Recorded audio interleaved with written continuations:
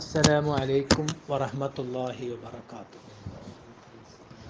الحمد لله رب العالمين والصلاة والسلام على سيدنا وحبيبنا وشفيعنا محمد صلى الله عليه وسلم. ബഹുമാനികളെ, ബഹുമാനപ്പെട്ട അബുൽ ഹസൻ ഷാദിലി റളിയല്ലാഹു അൻഹുവിനെ സംബന്ധിച്ചുള്ള ചരിത്രത്തിലേക്ക് നമുക്കൊരു എത്തിനോട്ടം നടത്തണം. അള്ളാഹു നമുക്ക് തൗഫീക്ക് ചെയ്യട്ടെ. നമ്മുടെ കൽബുകൾക്ക് ഹയാത്ത് ലഭിക്കുന്ന വിധത്തിൽ മഹാന്മാരെ മദ്ഹ് ചെയ്യാൻ അള്ളാഹു നമുക്ക് തൗഫീക്ക് ചെയ്യട്ടെ. മദ്ഹു ശുയൂഖി മിൻ അഅ്ലമിൽ ഖുർബാത്തി വ അഖ്റബുൽ വസായിലി ഇലൽ വസൂലി എന്നാണ് ബഹുമാനപ്പെട്ട ഇബ്നു അജീബ ശൈഖ് റളിയല്ലാഹു അൻഹു അവിടുത്തെ ഈഖാദുൽ ഹിമം എന്ന ഗ്രന്ഥത്തിൽ പറഞ്ഞത്. മഹാന്മാരെ മദ്ഹ് ചെയ്യൽ അള്ളാഹുവിലേക്ക് വസൂല് കിട്ടാൻ എളുപ്പമാർഗമാണ്, വളരെ എളുപ്പമാണ്. അപ്പോൾ വസൂലിലേക്ക് നമ്മൾ അള്ളാഹുവിലേക്കുള്ള യാത്രയിലാണ്. അതിൽ ഇടയ്ക്കിടയ്ക്ക് പെട്രോൾ തീരുമ്പോൾ പെട്രോൾ അടിക്കണം. യാത്ര പോകുമ്പോൾ ആ പെട്രോൾ അടിക്കാൻ വേണ്ടിയിട്ട് കയറിയിരിക്കുകയാണ്. ഇപ്പോൾ ഇത് ഒരു പെട്രോൾ അടിക്കലാണ്, ഇന്ധനം നിറക്കണം. അത് അള്ളാഹുവിനെ സംബന്ധിച്ചുള്ള ദിക്ർ, അത് ഏറ്റവും ടോപ്പ് ഇന്ധനമാണ്, നല്ല ക്വാളിറ്റി കൂടിയ പെട്രോളാണ്. അതേപോലെ നബി സല്ലല്ലാഹു അലൈഹി വസല്ലമ തങ്ങളെ പേരിലുള്ള സ്വലാത്ത്, തങ്ങളെ മദ്ഹ്, അത് രണ്ടാം ക്വാളിറ്റി. മൂന്നാമത്തെ ക്വാളിറ്റിയിലുള്ളതാണ് മശായിഖന്മാരെ മദ്ഹ്. ഇനി നാലാമത്തെ ക്വാളിറ്റിയിലുണ്ട് അള്ളാഹുടെ മാർഗത്തിലുള്ള സ്നേഹിക്കൽ. അങ്ങനെ ഇനി കുറേ ഉണ്ട്, നമുക്ക് തൽക്കാലം ഇവിടെ നിർത്താം. അങ്ങനെ പലതും എണ്ണിപ്പറയാൻ കഴിയും. അപ്പോൾ അള്ളാഹുവിലേക്കുള്ള ഇന്ധനമാണ് ഇതൊക്കെ ശേഖരിക്കുന്നത്. അമലുകൾ മുഴുവൻ അള്ളാഹുവിലേക്കുള്ള ഇന്ധനം തന്നെയാണ്. എന്നാൽ ഇതിൽ ഖാസായ ചില ഇന്ധനങ്ങളുണ്ട്, പ്രത്യേകമായത്. അപ്പോൾ ഷാദിലി ഷെയ്ഖിനെ കുറിച്ച് പറയലാണ് നമ്മൾ ഇവിടുത്തെ ലക്ഷ്യം. അതിൻ്റെ ആ ഊർജം നമുക്ക് കിട്ടണം. അപ്പോൾ ചില ആളുകളുടെ കൽബിലേക്ക് ഇനി വേറൊരു കാര്യം കൂടി പറയാതെ ഇത് പൂർണ്ണമാവില്ല. എന്താ വെച്ചാൽ, നമ്മൾ ഓരോ വ്യക്തികൾ, ആ വ്യക്തികൾക്ക് ചില സംഗതികളിൽ എളുപ്പത്തിൽ മുന്നേറാൻ പറ്റും. അപ്പോൾ ഒന്നാം ഗ്രേഡ് ഇന്ധനം എന്ന് പറയുന്നത് അള്ളാഹുടെ ദിക്റാണ്. ആ അള്ളാഹുടെ ദിക്റുകളുടെ കൂട്ടത്തിൽ ഏറ്റവും നമ്പർ 1 ഏതാ? വിശുദ്ധ ഖുർആനാണ്. അപ്പോൾ ഖുർആൻ പാരായണമാണ് ഏറ്റവും വലുതെന്ന് പറയുമ്പോൾ, ഈ ഖുർആൻ്റെ പാരായണം പാലിക്കാൻ, അത് ഹക്കനുസരിച്ച് ചെയ്യാൻ ഒരുപാട് ആദാബുകളുണ്ട്. അത് കഴിഞ്ഞാൽ പിന്നെ ദിക്ർ, സാധാ ദിക്ർ, ലാ ഇലാഹ ഇല്ലല്ലാഹ് ചൊല്ലുക, അള്ളാഹ് ചൊല്ലുക, അതിന് ആദാബുകൾ കുറവാണ്, ശുറൂത്തും ആദാബും കുറവാണ്. നബി സല്ലല്ലാഹു അലൈഹി വസല്ലം തങ്ങളുടെ പേരിലെ സ്വലാത്തിനോ ഒന്നും കൂടിയും അതിൻ്റെ ആദാബുകൾ അതൊക്കെ ഒന്നുകൂടിയും എന്ത് ചെയ്യും, വിട്ടുവീഴ്ച ഉണ്ടാവും. അപ്പോൾ അതിനനുസരിച്ച് ദുർബലരായ ആളുകൾക്ക് ഏറ്റവും എളുപ്പത്തിൽ സ്വീകരിക്കാൻ കഴിയുന്ന കാര്യങ്ങൾ ഉണ്ടാവും. അത് വന്നോട്ടെ, ചോറാണ്. അപ്പോൾ ഇൻഷാ അല്ലാഹ് ഇവിടെ ശ്രദ്ധിച്ചോളൂ. അബുൽ ഹസൻ ഷാദിലി റളിയല്ലാഹു അൻഹുവിൻ്റെ മദ്ഹാണ് നമുക്ക് അവതരിപ്പിക്കാറുള്ളത്. ഹിജറ 593 മഹാനവറുകളുടെ ജനനം. ഹിജറ 593. മുഹ്യിദ്ദീൻ ശൈഖ് റളിയല്ലാഹു അൻഹു വഫാത്തായതിനു ശേഷം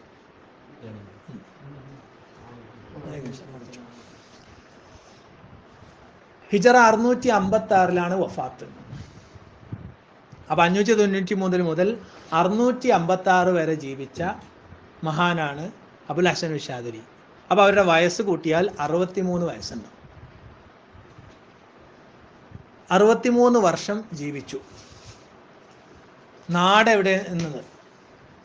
മൊറോക്കോ, ആഫ്രിക്കൻ നാടായ മൊറോക്കോയിലാണ് മഹാനവറുകളുടെ നാട്. ഒന്ന് സൈലൻ്റ് ആക്കുക. സബത്ത എന്ന ഒരു പട്ടണമുണ്ട് മൊറോക്കോയിൽ, സബത്ത. അവിടെ ഗിമാറ എന്ന് പറഞ്ഞ ഗ്രാമത്തിൽ മഹാനവറുകൾ ജനിച്ചു. ഹിജറ 593 സംഭവം. അവരുടെ ഷെയ്ഖന്മാർ 2 ഷെയ്ഖ് അബുൽ ഹസൻ ഷാദിലി റളിയല്ലാഹു അൻഹു ഉണ്ട്. ഒന്ന് അബ്ദുസ്സലാം ബിൻ ബഷീഷ് എന്നും അബ്ദുസ്സലാം ബിൻ മഷീഷ് എന്നും 2 തരത്തിലും ഉച്ചരിക്കാറുണ്ട്. മുഹമ്മദ് ബിൻ ഹറാസി എന്ന് പറയുന്ന മറ്റൊരു ഷെയ്ഖുണ്ട്. ആദ്യം ബന്ധപ്പെട്ടത് മുഹമ്മദ് ബിൻ ഹറാസിയുടെ അടുത്താണ്.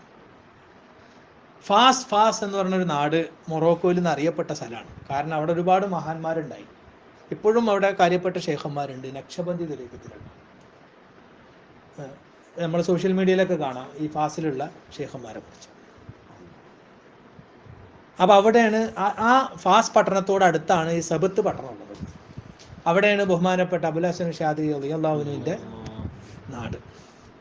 അപ്പോൾ ഫാസിൽ പോയിട്ട് മഹാനായ അബുൽ ഹസൻ ഷാദിലി റളിയല്ലാഹു അൻഹു ഇൽമു പഠിച്ചതിന് ശേഷമാണ് മുഹമ്മദ് ബിൻ ഹറാസിയുമായിട്ട് ബൈഅത്ത് ചെയ്യുന്നത്.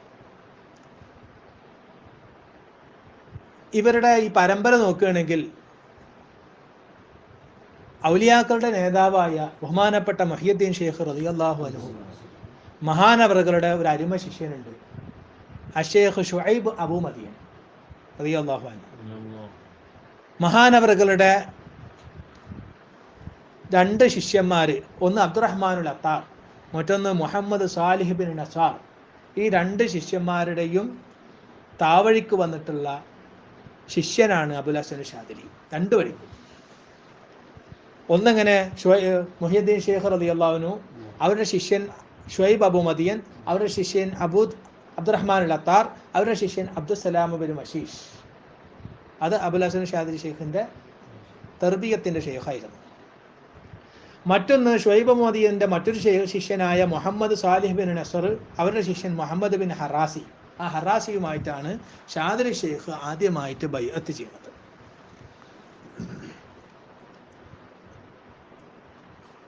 അങ്ങനെ ഫാസിൽ നിന്ന് ഇൽമു പഠിച്ചതിന് ശേഷം മഹാനവറുകൾ ഈ സമാന്റെ കുത്തുബുമായിട്ട് ബൈഅത്ത് ചെയ്യണമെന്ന് ആഗ്രഹിച്ചു. അങ്ങനെ അദ്ദേഹം ഇറാഖിലേക്കൊക്കെ യാത്ര ചെയ്ത് അന്വേഷണത്തിൽ. ഇറാഖിൽ ചെന്നപ്പോൾ അവിടെ അഹമ്മദുൽ കബീർ റിഫായി റളിയല്ലാഹു അൻഹുവിൻ്റെ ശിഷ്യൻ വസീത്തി എന്ന് പറഞ്ഞ ഷെയ്ഖിനെ കണ്ടു. വസീത്തി പറഞ്ഞ്, ഷെയ്ഖിനെ അന്വേഷിച്ച് മൊറോക്കോക്കാരനായ നിങ്ങൾ ഇങ്ങോട്ടാ വന്നിക്കണ്, ഇത് ബഗ്ദാദാണ്. ഇക്കാലഘട്ടത്തിലെ കുത്തുബ് ജീവിച്ചിരിക്കുന്നത് മൊറോക്കോയിലാണ്. ഇത് കേട്ടപ്പോൾ മൊറോക്കോയിലേക്ക് വീണ്ടും മൂപ്പര് തിരിച്ചുപോയി.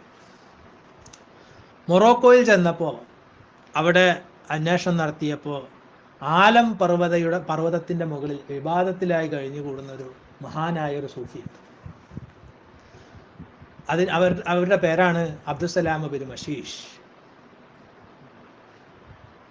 ആരാണ് അബ്ദുസ്സലാം ബിൻ മഷീഷ് എന്ന് നമുക്കൊന്ന് നോക്കാം.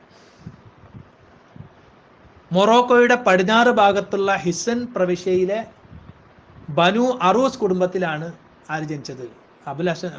അബ്ദുസ്സലാം ബിൻ മഷീഷ് റളിയല്ലാഹു അൻഹു.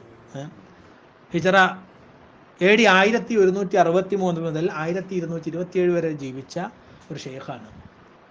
അവർ അഹ്ലുൽ ബൈത്തിൽപ്പെട്ടവരാണ്.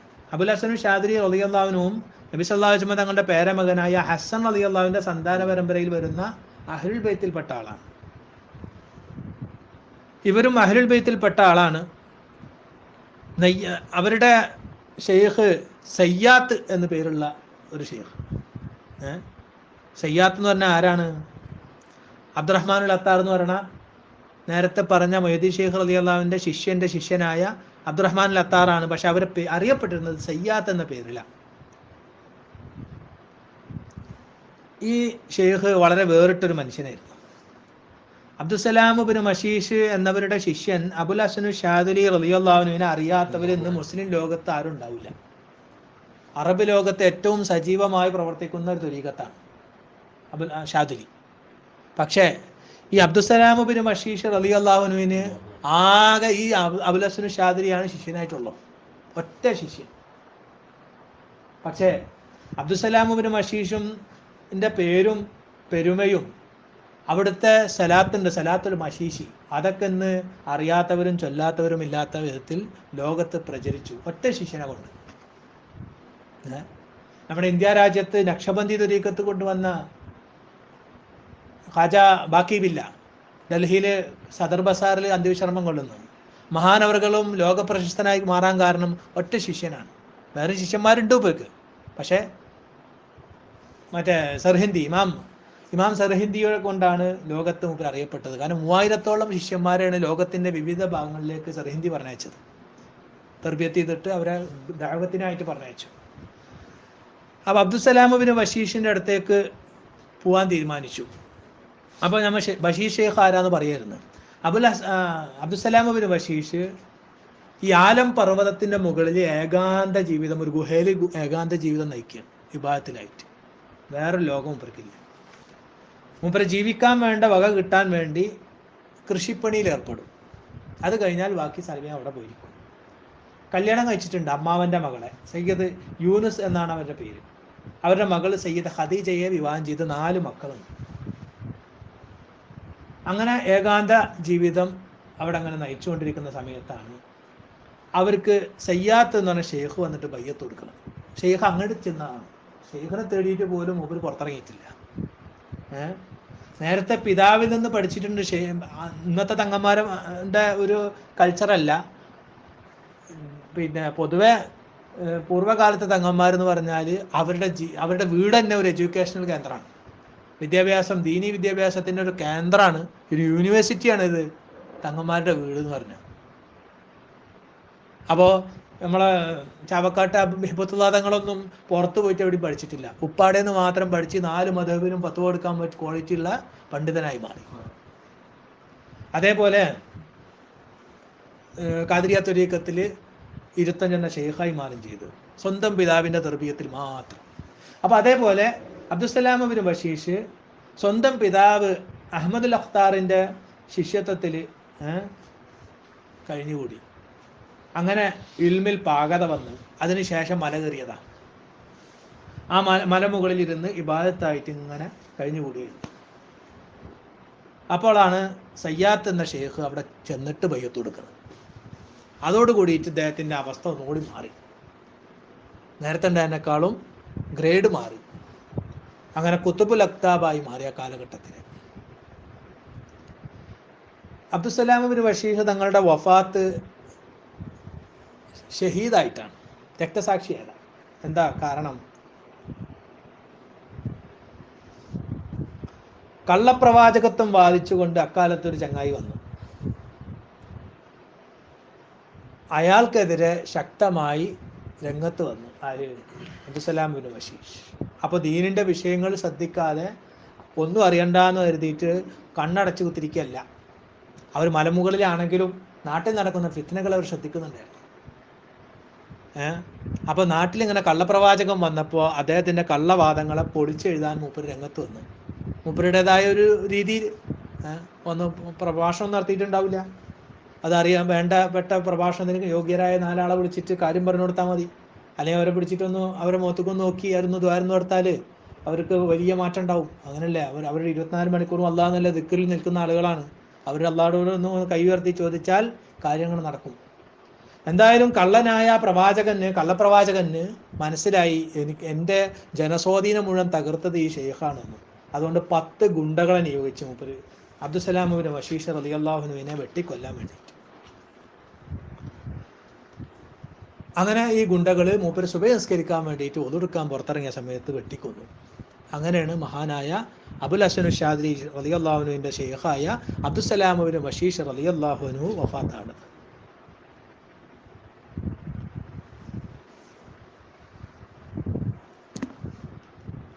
അങ്ങനെ അബുൽ ഹസൻ ഷാദിലി റളിയല്ലാഹു അൻഹു അബ്ദുസ്സലാമുബിന് ബഷീഷുമായിട്ട് ബൈഅത്ത് ചെയ്യാൻ ആഗ്രഹിച്ചുകൊണ്ട് ഷെയ്ഖിനെ തേടിയിട്ട് വരികയാണ്.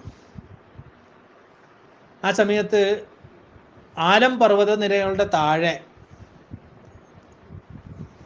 ഒരു അരുവി ഒഴുകുന്നുണ്ട്. ആ അരുവിയിൽ നിന്ന് മൂപ്പര് കുളിച്ച് ഒതുടുത്ത് അവിടെ തന്നെ നിന്നിട്ട് 2 റക്അത്ത് നിസ്കരിച്ചു. എന്നിട്ട് മല ഇങ്ങനെ കയറിപ്പോവാണ്. മല കയറിപ്പോകുന്ന കണ്ടപ്പോൾ അബ്ദുസ്സലാമുബിന് ബഷീർ റളിയല്ലാഹു അൻഹു മല ഇറങ്ങിയിട്ട് കൊണ്ട് വരികയാണ് മൂപ്പരെ സ്വീകരിക്കാൻ വേണ്ടിയിട്ട്. എന്നിട്ട് അബുൽ ഹസൻ ഷാദിലി റളിയല്ലാഹു അൻഹുവിൻ്റെ പേരിങ്ങനെ വിളിക്കുകയാണ്. യാ അബുൽ ഹസൻ അലി ബിൻ അബ്ദുല്ലാഹി ബിൻ അബ്ദുൽ ജബ്ബാർ എന്ന് പറഞ്ഞിട്ട് മൂപ്പര് നബി സല്ലല്ലാഹു അലൈഹി വസല്ലം തങ്ങളിലേക്ക് മുട്ടുന്ന സനത് മുഴുവൻ ഇങ്ങനെ പറഞ്ഞിട്ട് പേര് വിളിക്കുകയാണ്. അപ്പോൾ ആളെ പേര് മാത്രമല്ല, ആളെ വാപ്പാടെ പേര് പറഞ്ഞിട്ട് അലി റളിയല്ലാഹു അൻഹുവിലേക്ക് എത്തുന്ന ആ സനത് അങ്ങോട്ട് പൂർത്തിയാക്കി വിളിക്കുകയാണ്. അതാണ് അവരുടെ കശ്ഫ്. അങ്ങനെ മൂപ്പരെ സ്വീകരിച്ച് അവിടെ ഏതാനും നാൾ താമസിച്ചു. അബ്ദുസലാം ഇബ്നു ബഷീർ റളിയല്ലാഹു അൻഹുവിൻ്റെ സന്നിധിയിൽ അവിടുത്തെ തെർബിയത്തിലായിട്ട് കഴിഞ്ഞുകൂടി. അങ്ങനെ വലിയ മാറ്റങ്ങളുണ്ടായി. അബുൽ ഹസൻ ഷാദിലി റളിയല്ലാഹു അൻഹു വലിയ പദവിയിലേക്ക് ഉയർന്ന് അതിനുശേഷം ഷെയ്ഖ് പറഞ്ഞു ഇനി മതി. അപ്പോൾ തെർബിയത്തിൻ്റെ ഒരു അളവ് കഴിഞ്ഞാൽ പിന്നെ ആളെ എന്ത് ചെയ്യും? സ്വതന്ത്രനാക്കും. എന്താ ആൾക്ക് തെർബിയത്ത് പൂർത്തിയായി കഴിയലുണ്ടാ? ആർക്കെങ്കിലും തെർബിയത്ത് പൂർത്തിയായി കഴിയണമെങ്കിൽ നബി സല്ലല്ലാഹു അലൈഹി വസല്ലം തങ്ങൾക്ക് പൂർത്തിയാകേണ്ടതായിരുന്നു. നബി സല്ലല്ലാഹു അലൈഹി വസല്ലം തങ്ങളെ തെർബിയത്തിന് ആരാ? അള്ളാഹു സുബ്ഹാനഹു വ തആല. അപ്പോൾ അള്ളാഹുവിന് മാത്രമേ തെർബിയത്തിൻ്റെ ആവശ്യമില്ലാത്തുള്ളൂ. അള്ളാഹു നബി സല്ലല്ലാഹു അലൈഹി വസല്ലം തങ്ങളെ നിയന്ത്രിച്ചുകൊണ്ടിരിക്കുകയാണ്. നബി സല്ലല്ലാഹു അലൈഹി വസല്ലം തങ്ങൾ സ്വഹാബികളെ നിയന്ത്രിക്കുകയാണ്. സ്വഹാബികൾ താബികളെ നിയന്ത്രിക്കുകയാണ്. അങ്ങനെയാണ് അതിൻ്റെ ചങ്ങല വരുന്നത്. അപ്പോൾ പിൽക്കാലത്ത് വന്ന ഉരുൾ അവാമിറുകളായ മശായിഖന്മാർ അവരുടെ ശിഷ്യന്മാരെ തെർബിയത്ത് ചെയ്ത് ഒരു പരിധി കഴിഞ്ഞാൽ അവർക്ക് സ്വയം തെർബിയത്തിനെ കസ്ബ് ചെയ്യാൻ പറ്റും, നേടിയെടുക്കാൻ പറ്റും. ആ ക്വാളിറ്റി എത്തിയാലാണ് സ്വതന്ത്രരാക്കി വിടുന്നത്. അവരുടെ അൻഫാസിയായ ദിക്ർ ശരിയായി നിന്നാൽ പിന്നെ അവർക്ക് അർവാഹകളിൽ നിന്നുള്ള തെർബിയത്ത് നേടാനുള്ള ഒരു ശേഷിയിലെത്തും.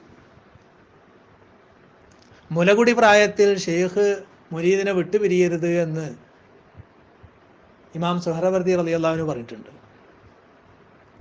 എന്താ അപ്പം വിട്ടുപിരിഞ്ഞു കഴിഞ്ഞാൽ പിന്നെ ഇവർക്ക് സ്വയം മുന്നോട്ട് പോകാനുള്ള വിവേകം ഉണ്ടാവില്ല. അപ്പോൾ ആ പ്രായം കഴിഞ്ഞ് പക്വത എത്തിക്കഴിഞ്ഞാൽ, അല്ലെങ്കിൽ അതൊക്കെ ഇവർ ഓരോ ഷെയ്ഖന്മാരും സ്വയം നിർണയിക്കുന്ന ഒരളവാണ്. അതല്ല ഇതിനൊന്നും ഒരു പ്രത്യേക മാനദണ്ഡം പറയാൻ പറ്റില്ല. ഇമാം അഹമ്മദ് സർഹിന്ദി റളിയല്ലാഹു അൻഹുവിനെ ഒരു മാസമാണ് ആകെ തർബിയത്ത് ചെയ്തത്. ഒരു മാസം കൊണ്ട് പിന്നെ മൂപ്പര് ലോകം കണ്ട വലിയ ദായിയും കുത്തുബുമായി മാറി. അപ്പം അതേപോലെ അബുൽ ഹസൻ ഷാദിലി റളിയല്ലാഹു അൻഹുവിനെ തർബിയത്ത് ഒരു ഘട്ടത്തിലെത്തിയപ്പോൾ പറഞ്ഞ് ഇനി നിങ്ങൾ തുനീഷ്യ എന്നൊരു നാട്ടിലേക്ക് പോയിക്കോളാൻ. തുനീഷ്യയിൽ പോകാൻ പറഞ്ഞു. തുനീഷ്യയിൽ പോയിട്ട് അവിടെ ദീനുൽ ഇസ്ലാമിൻ്റെ പ്രചരണം ഏറ്റെടുത്ത് നടത്തണം. അതാണ് ഷെയ്ഖിൻ്റെ നിർദ്ദേശം. അവിടെ നിങ്ങൾക്കൊരുപാട് ശത്രുക്കൾ ഉണ്ടാകും. അതൊക്കെ നിങ്ങൾ നേരിടുകയും വേണം. പരീക്ഷണങ്ങൾ ഉണ്ടാകും, ശത്രുക്കൾ ഉണ്ടാകും എന്നൊക്കെ മുന്നറിയിപ്പ് കൊടുത്തു.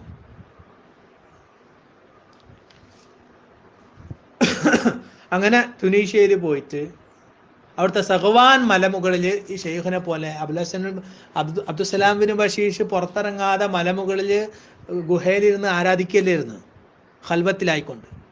അതേ പ്രകാരത്തിൽ സഖ്വാൻ മലമുകളിൽ സ്ഥലം കണ്ടെത്തിയാൽ ഷാദിലി ഷെയ്ഖ് ഇതൊരു ടെൻ്റൊക്കെ കെട്ടിയിട്ട് അവിടെ ഇരുന്നിട്ട് ഇങ്ങനെ ഇബാദത്തായിട്ട് കൂടാന്ന് ഇവർ കരുതി.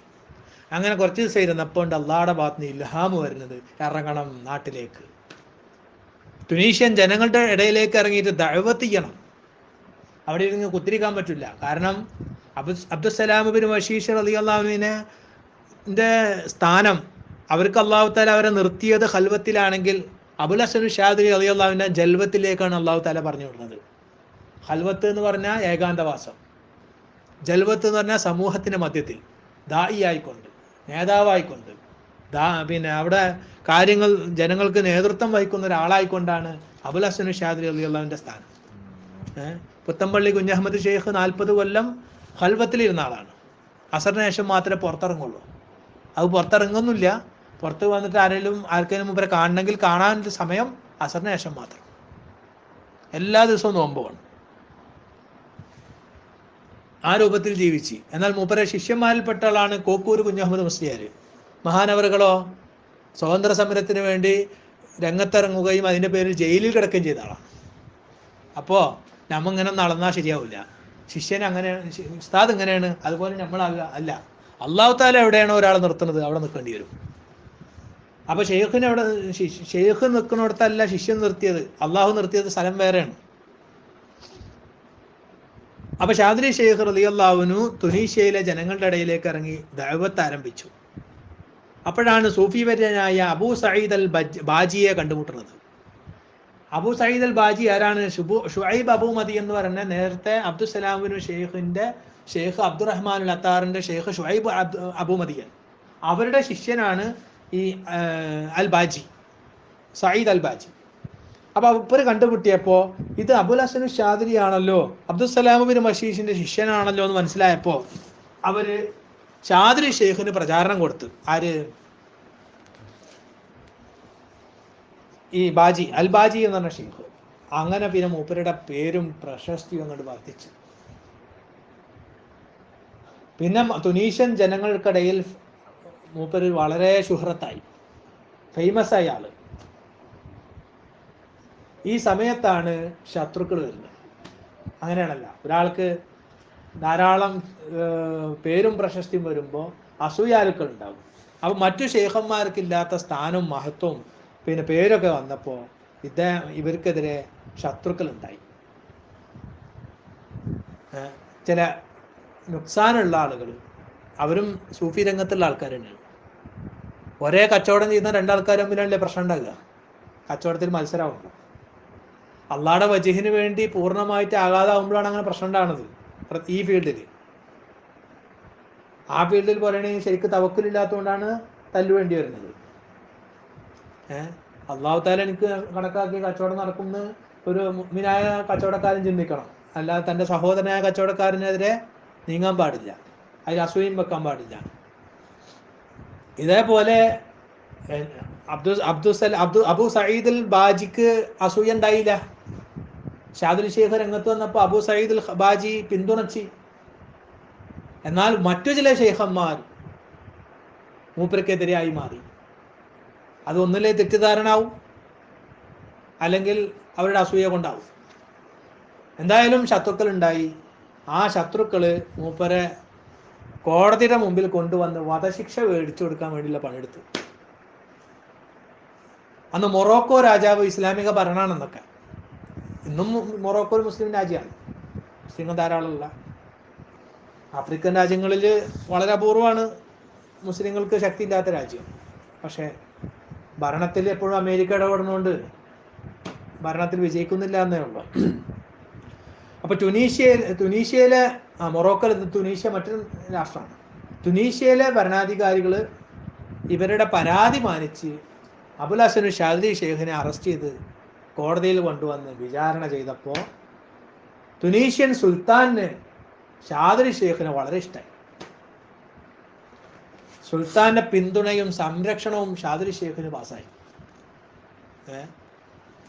എന്നിട്ടാണ് അവർ വിട്ടയച്ചത്. അപ്പോൾ അവരുടെ ആ ഐഡിയ തോറ്റ്. ഇബ്നു ബറാ എന്ന് പറയുന്ന ഒരു സൂഫിയാണ് ഷാദിലി ഷെയ്ഖിനെതിരെ പ്രവർത്തിച്ചുകൊണ്ടിരുന്നത്. അദ്ദേഹം വീണ്ടും വിട്ടില്ല. അപ്പോൾ ഇബ്നു ബറാഇന്റെ ശത്രുതയും അസൂയയും അതനുസരിച്ചുള്ള ഉപജാപങ്ങളും ഗൂഢാലോചനയൊക്കെ നടക്കുന്നുണ്ട് എന്ന് പറഞ്ഞപ്പോൾ ഷാദിലി ഷെയ്ഖിന് തോന്നിക്ക് നാട് വിട്ടു പോയാലാ.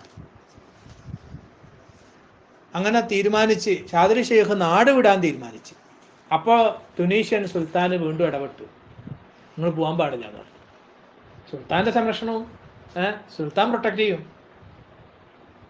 അപ്പം എന്തായാലും അബുൽ ഹസൻ ഷാദിലി പറഞ്ഞു, എന്നാൽ ഞാൻ ഹജ്ജിന് പോയിട്ടൊന്ന് വരാം, കുറച്ചൊന്ന് ഒരു റിലാക്സ് കിട്ടാൻ വേണ്ടിയിട്ട് ഹജ്ജിന് പുറപ്പെട്ടു. അപ്പം ഹജ്ജിന് പുറപ്പെടുമ്പോൾ ഈജിപ്ത് വഴിയാണ് ഷാദിലി ഷെയ്ഖ് റളിയല്ലാഹുവിന് പോകുന്നത്. അപ്പം എന്ത് ചെയ്ത്, ഈ ശത്രുക്കൾ ഇബ്നു ബറാഇന്റെ ടീം എന്ത് ചെയ്ത് ഈജിപ്തിലെ ഭരണാധികാരിക്ക് കത്തെഴുതി, ഇസ്ലാമിൽ നിന്നും പുറത്തു പോയ ഒരു കള്ള ഷെയ്ഖ് വരുന്നുണ്ട്, അവരെ കൈകാര്യം ചെയ്യണമെന്ന് പറഞ്ഞിട്ട് കത്തെഴുതി. അങ്ങനെ ഈജിപ്ത് അതിർത്തിയായ അവിടുന്ന് തുനീഷ്യയിൽ നിന്ന് ചെല്ലുമ്പോൾ അലക്സാണ്ട്രിയയിലേക്കാണ് ആദ്യം കടക്കുക. ഈജിപ്തിൻ്റെ അലക്സാണ്ട്രിയയിൽ കടന്നപ്പോൾ തന്നെ പോലീസ് നിൽക്കുന്നുണ്ടായിരുന്നു. മൂപ്പർ അറസ്റ്റ് ചെയ്ത് കൊണ്ടുപോയി. അവിടെയും വിചാരണ ചെയ്ത് അവർക്കും തൃപ്തിയായി, മൂപ്പർ അത്ര ആളല്ല, സാത്വികനായ മഹാനായ ഒരു ഷെയ്ഖാണെന്ന് മനസ്സിലായി. അങ്ങനെ അവിടുന്ന് വിട്ടയച്ചു. അങ്ങനെ ഹജ്ജിന് പോയി. ഹജ്ജൊക്കെ കഴിഞ്ഞ് വീണ്ടും തുനീഷ്യയിലേക്ക് തിരിച്ചു വന്നു. ആ തിരിച്ചു വന്ന സമയത്ത് ഷാദിലി ഷെയ്ഖിൻ്റെ അവസ്ഥകൾ ഒന്നുകൂടി മെച്ചപ്പെട്ടു. ഹജ്ജും ഒക്കെ കഴിഞ്ഞ് വന്നതല്ലേ. വളരെ ഗംഭീരമായ വിപുലമായ ദഅവത്താണ് പിന്നെ 2 വർഷം നടന്നത്. പിന്നെ തുനീഷ്യയിൽ 2 വർഷം കൂടിയാണ് നിന്നത്. ആ 2 വർഷം കൊണ്ട് ഷാദിലി ഷെയ്ഖിൻ്റെ ദഅവത്തിൻ്റെ ഒരു പ്രകാശം തുനീഷ്യയിൽ ആകെ വ്യാപിച്ചു. ആ സമയത്താണ് അബുൽ ഹസൻ ഷാദിലി റളിയല്ലാഹു അൻഹുവിൻ്റെ ഖലീഫയായി പിൽക്കാലത്ത് അറിയപ്പെട്ട ലോകപ്രശസ്തനായ ഷെയ്ഖ് അബുൽ അബ്ബാസുൽ മുർസി റളിയല്ലാഹു അൻഹു അബുൽ ഹസൻ ഷാദിലി ഷെയ്ഖുമായിട്ട് കണ്ടുമുട്ടുകയും ബൈഅത്ത് ചെയ്യുകയും ചെയ്യുന്നത്. പക്ഷേ അബ്ദുസ്സലാം ബിൻ ബഷീഷിൻ്റെ ശരിക്കുള്ള നാട് സ്പെയിനാണ്, യൂറോപ്പിലെ സ്പെയിനാണ്. സ്പെയിനിൽ നിന്നും മെഡിറ്ററേനിയൻ കടൽ കടന്ന് ആഫ്രിക്കയിൽ എത്തിയിട്ട് വേണം ഹജ്ജിന് പോകാൻ. അങ്ങനെ വരുന്ന സമയത്ത് മാതാപിതാക്കളുമായി ഒത്ത് ഹജ്ജിന് വന്നതായിരുന്നു അബ്ദുസ്സലാം ബിൻ ബഷീഷ് അബുൽ അബ്ബാസുൽ മുർസി. അപ്പോൾ ഇടയ്ക്ക് വെച്ച് കപ്പൽ അപകടപ്പെടുകയും മാതാപിതാക്കളടക്കം കുറേ ആളുകൾ മരിച്ചു പോവുകയും ചെയ്തു. മൂപ്പര് ജീവനും കൊണ്ട് തുനീഷ്യൻ തീരത്ത് കയറിക്കൂടിയതാണ്. ഓരോ നിമിത്തങ്ങൾ കണ്ടില്ലേ. അബുൽ ഹസൻ ഷാദിലി ഷെയ്ഖിൻ്റെ പിന്നെ മുരീദായിട്ടും ഖലീഫയായിട്ടും മാറാൻ വേണ്ടി അള്ളാഹ് വിധിച്ചതുകൊണ്ടാണ് അങ്ങനെ കപ്പൽ അപകടത്തിൽപ്പെട്ടത്. അല്ലെങ്കിൽ അദ്ദേഹം നേരെ ഹജ്ജിന് പോയിട്ടുണ്ടാവും, അവിടെ നിൽക്കില്ല. പിന്നീട് എല്ലാവരും മരിച്ചുപോയി, ഒറ്റവരും ഉടയവരും ഇല്ലാതെ ഏകാംഗനായിട്ട് ജീവിക്കുകയായിരുന്നാല് അബുൽ അബ്ബാസുൽ മുർസി. അങ്ങനെ ഇരിക്കുകയാണ് ഷാദിലി ഷെയ്ഖ് പിന്നെ തുനീഷ്യൻ പർവ്വത മുകളിൽ താമസിക്കുന്നത് അറിഞ്ഞ് അവിടെ വന്നിട്ട് ബയ്യത്ത് ചെയ്തു. അപ്പോൾ ഈ ഷെയ്ഖിനെ പിന്നെ ബയ്യത്ത് ചെയ്യാൻ പോണതിന് മുമ്പ് ഒരു ഇസ്തിഖാറത്ത് ചെയ്തിരുന്നു രാത്രി. അപ്പോൾ അന്ന് രാത്രി ഒരു സ്വപ്നം കാണുകയാണ്. അബുൽ ഹസൻ ഷാദിലിയുടെ അടുത്തേക്ക് ചെല്ലുമ്പോൾ ഷെയ്ഖിന് ഇരുന്നിട്ട് പറയണത്, ഇതാ എൻ്റെ പ്രതിനിധി വരുന്നത്, ഈ കാലഘട്ടത്തിൻ്റെ പ്രതിനിധി വരുന്നതെന്ന് പറഞ്ഞിട്ട് ഇവരങ്ങനെ ചൂണ്ടിയിട്ട് സംസാരിക്കുന്നതായിട്ട് സ്വപ്നം കണ്ടു. അതേപോലെ തന്നെ ഷാദിലി ഷെയ്ഖിൻ്റെ അടുത്ത് ചെല്ലുമ്പോൾ അതേപോലെ ആളുകൾ ഇരിക്കുന്നുണ്ട്. മൂപ്പരോട് പറയും ചെയ്ത് കാലഘട്ടത്തിൻ്റെ പ്രതിനിധി വരുന്നത്. എന്നിട്ട് പറഞ്ഞു, 10 കൊല്ലമായി നിങ്ങളെക്കുറിച്ച് എനിക്ക് വിവരം കിട്ടിക്കൊണ്ടിരിക്കുന്നുണ്ട്. നിങ്ങളുടെ പിൻഗാമിയായിട്ട് ഇങ്ങനെ അബുൽ അബ്ബാസുൽ മുർസി എന്ന് പറഞ്ഞ ഒരാളുണ്ട്, അദ്ദേഹങ്ങളെ വന്ന് കണ്ടുമുട്ടുന്നതാണ് എന്നുള്ള വിവരം ഇങ്ങനെ വന്നുകൊണ്ടിരിക്കുന്നുണ്ട്.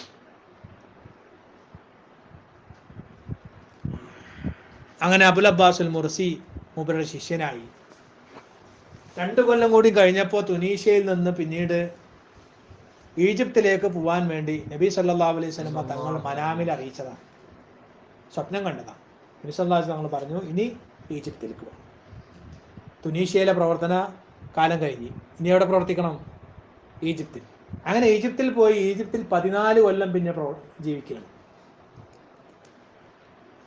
7ാമത്തെ കുരിശ് യുദ്ധം നടക്കുന്നത് ആ കാലഘട്ടത്തിലാണ്. ആ 7ാം കുരിശ് യുദ്ധത്തിൽ അബുൽ ഹസൻ ഷാദിലിയും അവരുടെ ശിഷ്യന്മാരടക്കം പങ്കെടുത്തിട്ടുണ്ട്. അപ്പോൾ സൂഫിയാക്കൾ ദഅവത്തിലുണ്ട്, ജിഹാദിലുണ്ട്, ഇൽമിൻ്റെ രംഗത്തുണ്ട്, ഇജ്തിഹാദിലുണ്ട്, ഫിഖ്ഹിൻ്റെ രംഗത്തുണ്ട്, എല്ലാ രംഗത്തും ഉണ്ടാവും. പക്ഷേ സൂഫിയായിട്ട് എല്ലാവരും അറിയപ്പെടില്ല. അറിയപ്പെടണമെങ്കിൽ അതിൻ്റെ ചില ഷിആറുകൾ കാണുമ്പോൾ അത് അറിയപ്പെടും. പക്ഷേ യഥാർത്ഥ സൂഫി എന്ന് പറഞ്ഞാൽ ആരാ? അള്ളാഹുവിൻ്റെ മഅരിഫത്തുള്ള ഒരാളാണ്. മഅരിഫത്തു റബ്ബുൽ ആലമീൻ. അള്ളാഹുവിനെ മഅരിഫത്ത് ചെയ്യാനുള്ള ഷുഹൂദിൻ്റെ അവസ്ഥ കൽബിന് സിദ്ധിച്ച ആളാണ് സൂഫി. അതൊരു മനുഷ്യനും അറിയില്ല. നമ്മുടെ കൽബിനകത്ത് എന്തെങ്കിലും ഒളിപ്പിച്ച് വെച്ചാൽ ആരെങ്കിലും അറിയില്ല, ഇല്ല. എന്നതുപോലെ കൽബ് കൊണ്ട് നമ്മൾ അള്ളാഹുവിനെ ആസ്വദിച്ചു കൊണ്ടിരിക്കുകയാണ്, അനുഭവിച്ചു കൊണ്ടിരിക്കുകയാണ്. ഈ ഒരു അവസ്ഥ സിദ്ധിച്ച ആൾക്കാർ നമ്മുടെ ഇടയിൽ തന്നെ സാധാരണ ആളായിട്ടുണ്ടാവും. അവരൊക്കെ സൂഫിയാക്കളാണ്. പക്ഷേ സൂഫി എന്ന് അറിയപ്പെടുക അതിൻ്റെ എന്തെങ്കിലും ചിട്ടകൾ പുറത്ത് കാണിക്കുന്ന ആൾക്കാരാണ്, അല്ലെങ്കിൽ ഒരു ഷെയ്ഖായിട്ടിരിക്കുന്ന ആൾ, അല്ലെങ്കിൽ അതിൻ്റെ എന്തെങ്കിലും ഒരു അടയാളം, സാംസ്കാരികമായ ഒരു അടയാളം കാണിക്കുന്ന ആൾക്കാരെയാണ് സൂഫി എന്ന് പറയാം. പക്ഷെ അവരെക്കാളും നല്ല ഉയർന്ന സൂഫികൾ അറിയപ്പെടാതെ കിടക്കുന്നുണ്ടാവും. ഇപ്പോൾ സഹാബത്ത് റളിയല്ലാഹു അൻഹുവിനെ പോലെ അള്ളാഹുവിൻ്റെ മഅരിഫത്തുള്ള ആളുകൾ വേറെ ലോകത്തുണ്ടാകും. പക്ഷെ അവർ ആ സൂഫി എന്നുള്ള വാക്കിൽ അറിയപ്പെട്ടില്ല. അപ്പോൾ അതുകൊണ്ട് ഏറ്റവും വലിയ ഉയർന്ന വാക്കാണ് സൂഫി എന്നൊന്നും വിചാരിക്കണ്ട. സ്വഹാബികൾ അവരെ മുകളിലാണ്. പക്ഷെ അതിൻ്റെ ഉദ്ദേശം നമ്മൾ മനസ്സിലാക്കണം. അള്ളാഹുവിൻ്റെ മഅരിഫത്തുള്ള ശുഹൂദ് ചെയ്യുന്ന കൽബാണ് അവരുടെ കൽബ്.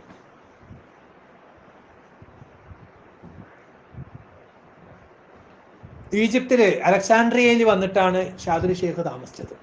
അവിടെ അലക്സാൻഡ്രിയ അന്ന് അലക്സാൻഡാരിയ എന്ന് പറയും.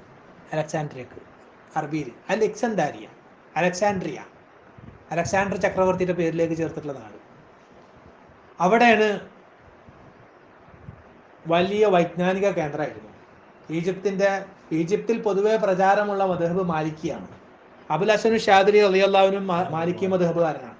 അതുകൊണ്ട് ഷാദിലി റാത്തീബിൽ നമ്മൾ ദ്വാരക്കുമ്പോൾ കൈ രണ്ടും തുടമല വെക്കുക, അത് മാലിക്കി മദ്ഹബാണ്.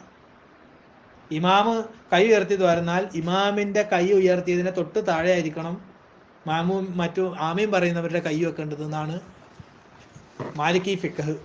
അതുകൊണ്ടാണ് ഷാദിലി റാത്തീബിൽ എന്ത് ചെയ്യുന്നത്, തുടര മുകളിൽ കൈ വെച്ചിട്ട് ദ്വാരക്കണം.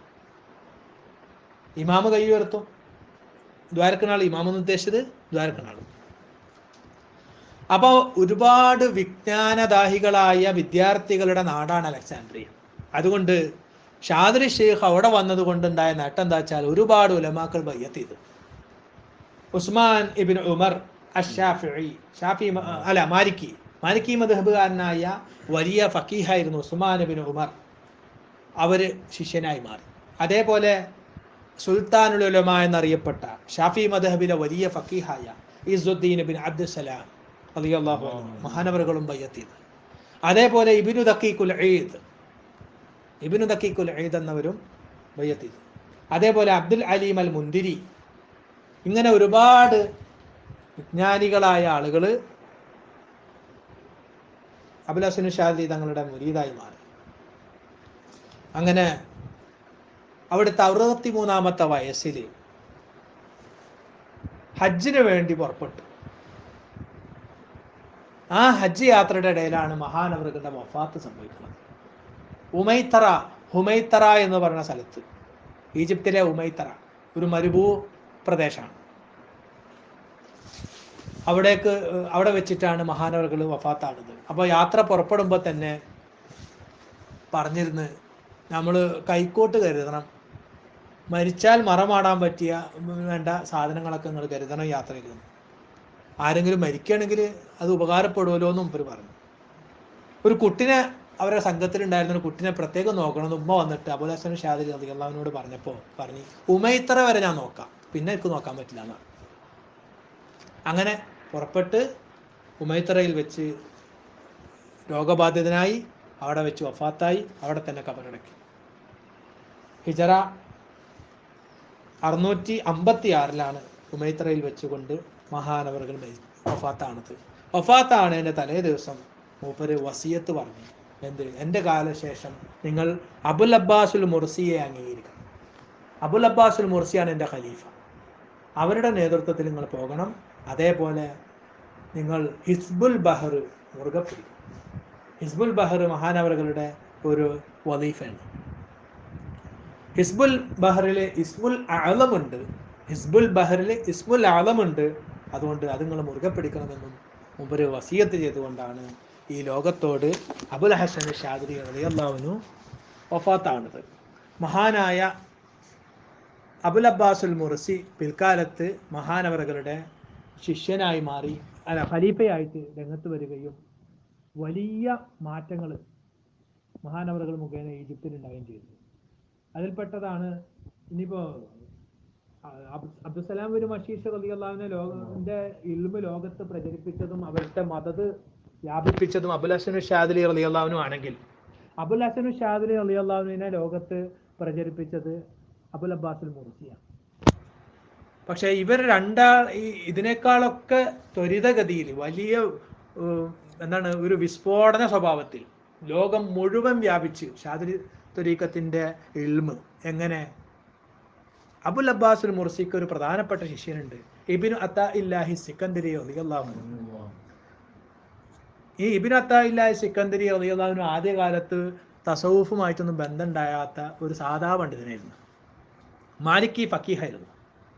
ആ സമയത്ത് അബുൽ അബ്ബാസുൽ മുർസിയുടെ മുരീദന്മാർ വന്നിട്ട് പറയും, ഞങ്ങൾ ഷെയ്ഖ് അങ്ങനെയാണ്, ഷെയ്ഖിൻ്റെ കമാലിനെ കുറിച്ച് ധാരാളം പറയുമ്പോൾ അതൊക്കെ നിങ്ങൾക്ക് ഷെയ്ഖിനോടുള്ള മഹബത്തോണ്ട് പറയണം, അങ്ങനൊന്നും ഉണ്ടാവില്ല എന്ന് പറയും. അങ്ങനെ ഒരു ദിവസം എന്തായാലും സിക്കന്ദരി റളിയല്ലാഹു അൻഹുവിനെ കൂട്ടിക്കൊണ്ടുവന്ന് മുർസിയുടെ ഹദറത്തിലേക്ക്.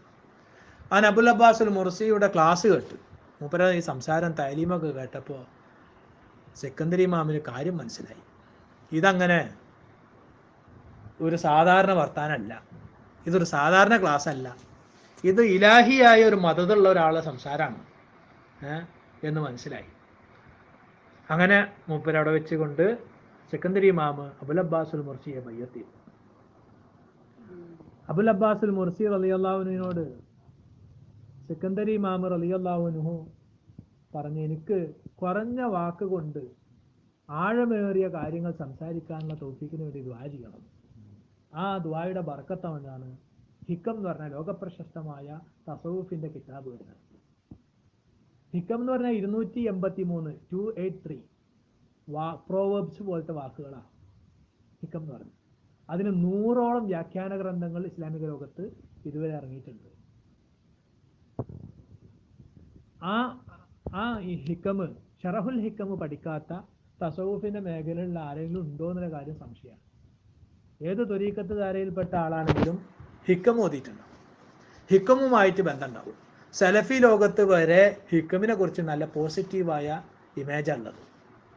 അത്രയും ആഴമേറിയ സംസാരം, എന്നാൽ കലർപ്പില്ലാത്ത സംസാരം, ആർക്കും ഒരു തശ്ബീഹ് തോന്നില്ല, ഒരു സംശയം തോന്നാത്ത വിധത്തിൽ വ്യക്തമായ വാക്കുകൾ.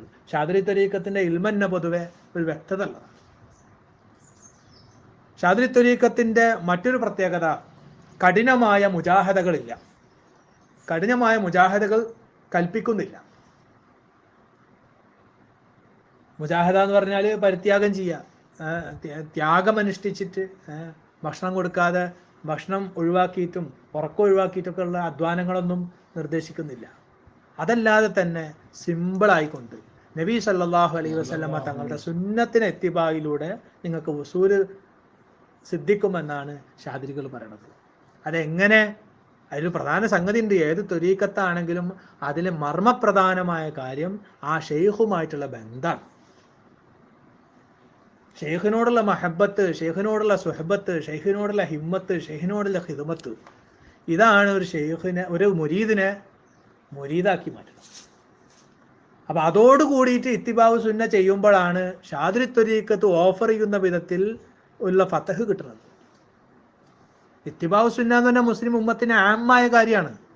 നമുക്ക് നബി സല്ലല്ലാഹു അലൈഹി വസല്ലം തങ്ങളെ പിൻപറ്റലില്ലാതെ വേറെ മാർഗമല്ല. എന്നാൽ നബി സല്ലല്ലാഹു അലൈഹി വസല്ലം തങ്ങളുടെ ജീവിതത്തിന്റെ ആ ഒരു ശൈലി, ഒരു ചര്യ, അത് ആ ജീവിതത്തിന്റെ ചര്യ, ജീവിത ചിട്ട, എങ്ങനെ നബി തങ്ങൾ ഭക്ഷണം കഴിച്ചു, നബി തങ്ങൾ അങ്ങനെ വെള്ളം കുടിച്ചു, നബി തങ്ങൾ അങ്ങനെ നടന്നുപോയി, നബി തങ്ങൾ കയറ്റം കയറുമ്പോൾ എന്ത് പറഞ്ഞു, നബി തങ്ങൾ കയറ്റം ഇറങ്ങുമ്പോൾ എന്ത് പറഞ്ഞു, ഇങ്ങനെയുള്ള ജീവിതത്തിലെ ചിട്ടകൾ അത് നിങ്ങളിങ്ങനെ അനുകരിക്കുന്നതിലൂടെ നിങ്ങൾക്ക് വലിയ മദദ് വരും എന്നാണ് ഷാദിലികൾ പറയുന്നത്. അതുകൊണ്ടാണ് ഷെയ്ഖ് ത്വാരിഖ് ബിൻ നൂന അബ്ദുൽ ബാരി ഉസ്താദിനോട് പറഞ്ഞത് എന്ത്, നബി സല്ലല്ലാഹു അലൈഹി വസല്ലം തങ്ങളുടെ ജീവിതം നിങ്ങൾ ഉമ്മത്തിന് പഠിപ്പിച്ചു കൊടുക്കും, അതിനുള്ള കഴിവ് നിങ്ങൾക്കുണ്ട്. ആ ജീവിതങ്ങൾ ഉമ്മത്ത് അറിയാത്തതാണ് ഏറ്റവും വലിയ കുറവ്. നബി തങ്ങളുടെ ജീവിതം എങ്ങനെയാണെന്ന് മുസ്ലിം ഉമ്മത്ത് അറിയുകയും മനസ്സിലാക്കുകയും ചെയ്യുന്നതിലാണ് എല്ലാ തെർബിയത്തും അടങ്ങിയിരിക്കുന്നത് എന്നാണ് മൂപ്പർ ഉപദേശിച്ചത്. അതേപോലെ അത്തിപ്പറ്റ ഉസ്താദ് പറഞ്ഞത്, നബി സല്ലല്ലാഹു അലൈഹി വസല്ലം തങ്ങളുടെ ഒരു സുന്നത്ത് നമ്മൾ എടുക്കുന്നതിലൂടെ നമ്മുടെ കൽബിന്റെ ബന്ധം നബി തങ്ങളുമായിട്ടാണ്. ശാരീരികമായി നമ്മൾ പല ആളുകളുടെ അടുത്താണെങ്കിലും അതിനേക്കാളൊക്കെ വലിയ ബന്ധത്തിലാവും നബി സല്ലല്ലാഹു അലൈഹി വസല്ലം തങ്ങളുമായിട്ട്. എങ്ങനെ? ഇത്തിബാഉ സുന്നയിലൂടെ. ഇത് പൊതുവേ ഉള്ളതാണെങ്കിലും ഷാദിലിയ്യത്തിൽ ഇതിന് പ്രത്യേകമായ ഒരു അടിവര ഇട്ട് പ്രത്യേകമായൊരു ഒരു മദദ് ഇതിനകത്ത് അവർ ഒരുമിച്ച് കൂട്ടിയിട്ടുണ്ട്. അതുകൊണ്ട് ഷാദിലി ബൈഅത്ത് ചെയ്ത് ഷാദിലി ഷെയ്ഖുമായിട്ടുള്ള ഒരു ബന്ധം കിട്ടിയ ഒരാൾക്ക് ഈ ഒരു വഴി വളരെ എളുപ്പത്തിൽ മുന്നേറാനുള്ളൊരു വഴിയായിട്ട് മാറാൻ സാധ്യതയുണ്ട്. പല രൂപത്തിൽ ഓരോ ഷെയ്ഖന്മാർക്കും പ്രത്യേകമായ ചില വഴികളുണ്ടാവും, അള്ളാഹു തആല കൊടുക്കുന്നതാണ്. അത് ഷാദിലി ഷെയ്ഖിന് ആ ഇനത്തിൽപ്പെട്ടതാണ്. ഇത് മാത്രമല്ല, അവരുടെ ദിക്ർ, അള്ളാഹ് എന്ന് പറഞ്ഞ ദിക്റുണ്ട്.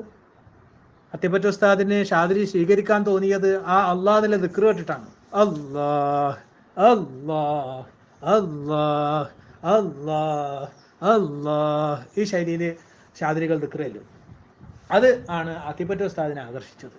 അപ്പോൾ അതിലൂടെ നമ്മുടെ ബാത്തിനിലേക്ക്, കൽബിലേക്ക് ഒരു നൂറാനിയത്ത് വരികയും അള്ളാഹുവിലേക്കുള്ള ഒരു വസൂലിലേക്ക്, അള്ളാഹുവിൻ്റെ വസൂലിലേക്ക് നമ്മളെ കൽബിനെ വലിക്കുകയും ചെയ്യുന്ന ഒരു അവസ്ഥയുണ്ട്. അള്ളാഹു തആല നമുക്കത് തുറന്നു തരട്ടെ. ആമീൻ ബിറഹ്മതിക യാ റഹ്മാൻ.